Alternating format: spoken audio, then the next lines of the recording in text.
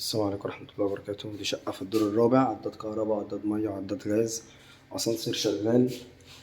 الشقة رابع نمرة من الشارع 25. الشقة بسم الله ما شاء الله عليها تشطيب عريس أو سكن، كلها جبسن بورد. دي الصالة بتاعتنا اهيت، ده جنب ال3D. دي الصالة على منور.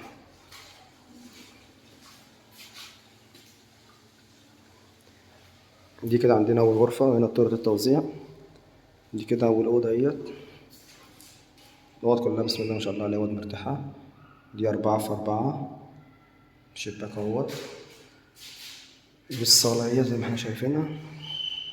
الشقة مش محتاجة أي مصروف خالص. هنا عندنا طرقة التوزيع فيها لوتين التانيين على الشارع. دي كده عندنا تاني غرفة اهيت على الشارع، أوضة بسم الله ما شاء الله عليها. دي 4 في 4.5 مرتاحة خالص، 4 في 4.5. شباك على الشارع ديت مش مجروحة. الشقة قدام منها بيت عيلة مش مجروحة خالص.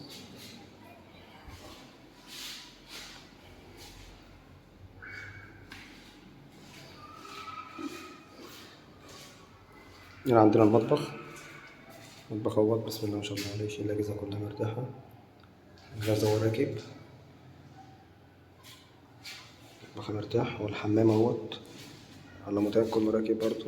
قعدة وبانيو حوض مرتاحين، حوض والقعدة والبانيو راكب. حمام ومطبخ مرتاحين، أوض مرتاحة إن شاء الله. دي الأوضة التالتة على الشارع فيها البلكونة. عندنا كده 3 أوض وصالة ومطبخ وحمام، 3 عدادات كهرباء ومية وغاز وأسانسير شغال. البلكونة هي بتاعتنا. الشارع بتاعنا اهوت رابع نمرة من الشارع 25. الشقة قدامنا أرض فاضية وقدامنا بيت عيلة، فالشقة مش مجروحة، بس احنا مصورين بالليل للأسف. بس قدامنا مفيش حد خالص، هوا وشمس. ربنا يبارك لصاحب النصيب إن شاء الله. الشقة مش محتاجة أي مصروف خالص. السلام عليكم ورحمة الله وبركاته.